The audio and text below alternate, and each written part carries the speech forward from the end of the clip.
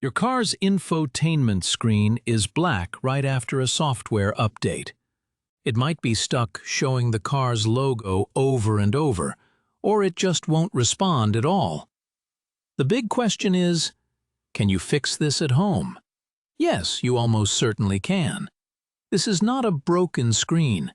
It is a software problem, a glitch that happens when the update gets interrupted, or if the car's 12-volt battery power dipped too low during the install.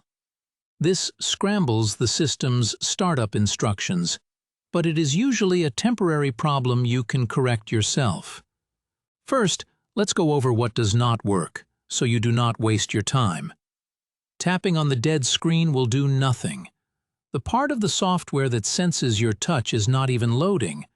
Holding down the power button for a so-called soft reset is also useless here. A soft reset just tells the already confused software to try starting again. But its startup instructions are the part that is broken, so you are just asking it to fail in the exact same way, over and over. And finally, leaving the car running to let it finish the update is not a solution. The update has already failed, and the system is not smart enough to pick up where it left off. The only thing that works is to force a complete cold reboot, which is very different from these other attempts. The correct fix is a hard capacitor discharge. The goal is simple: completely starve the infotainment computer of all electricity.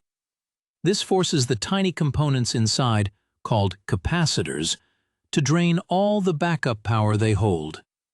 Draining them clears out the computer's short-term memory, which is where the corrupted, scrambled instructions from the failed update are stuck. When you give it power again, the system has no choice but to load a fresh set of instructions from its permanent memory, which is almost always undamaged. Think of it like waking someone up who is having a confusing dream. You are forcing a clean start. There are two very reliable ways to do this right in your driveway. Your first and best option is to pull the specific fuse for the infotainment system. To do this, you will need your owner's manual and a small plastic fuse puller tool. Most cars have one of these little tools clipped right inside the fuse box cover. First, open your owner's manual and look for the fuse box diagrams. You are looking for the interior fuse panel, not the one under the hood. It is usually tucked away under the dashboard by the driver's feet, or sometimes on the side of the dashboard, only visible when you open the driver's door. The diagram will show you exactly which fuse to pull. It might be labeled radio, display, infotainment, or on some Ford and Lincoln vehicles, APIM, which stands for Accessory Protocol Interface Module. It will be a higher amperage fuse, so look for a number like 20 or 30 on it. Once you have identified the right one, use the fuse puller to get a solid grip on it and pull it straight out. Now for the most important part. You must wait. This is not instant. The system needs time to completely drain its stored energy. Leave that fuse sitting on your passenger seat for a strict minimum of 15 minutes. To be completely certain, 30 minutes is even better.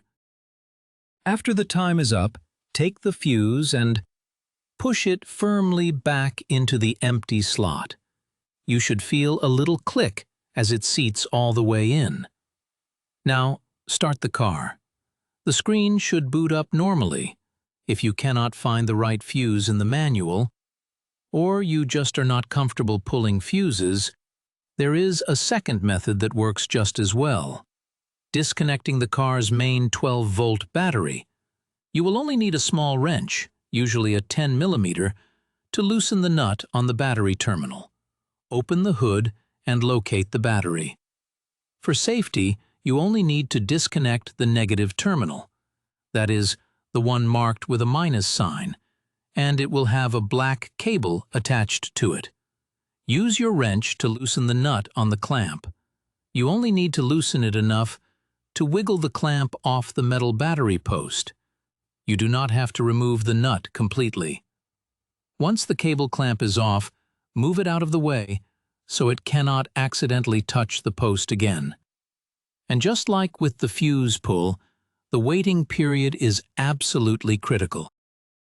Let the car sit with the battery disconnected for at least 15 minutes, and preferably a full 30 minutes. This guarantees that every single computer in the car, including the infotainment module, loses all its power and clears its temporary memory. After you have waited, put the negative cable clamp back onto the battery post and tighten the nut until it is snug. When you get back in the car and start it up, you will notice a few things have been reset, like your clock and your saved radio stations. That is normal, but your infotainment screen should now be forced to do a full cold boot, and it should come back to life. So what if you have done the 30-minute hard reset and the screen is still black or stuck in that same loop? This means the problem is more serious. The corruption is not just in the system's temporary memory anymore. It is in the permanent flash memory where the main operating system is stored. This is still not a hardware failure and does not mean you need a new expensive screen.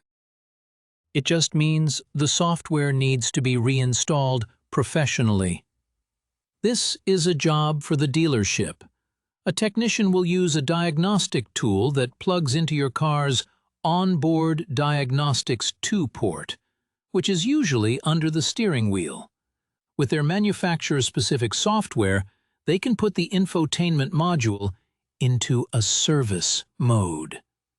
This special mode allows them to bypass the broken startup process and force flash a clean factory recovery image directly onto the module's memory. It is the exact same idea as completely reinstalling the operating system on your home computer to fix a major software crash. Ignoring a dead screen is more than just losing your music. In most new cars, the controls for your heating and air conditioning are built right into that touchscreen. If the screen is not working, you cannot change the cabin temperature, you cannot turn on the defroster, and you cannot adjust the fan speed. A simple software glitch can leave you stuck in a car that is way too hot or too cold, making any drive miserable. So before you schedule a service appointment and spend any money, try the 30-minute hard reset. It costs nothing but a little bit of your time, and in most cases, it will solve the entire problem.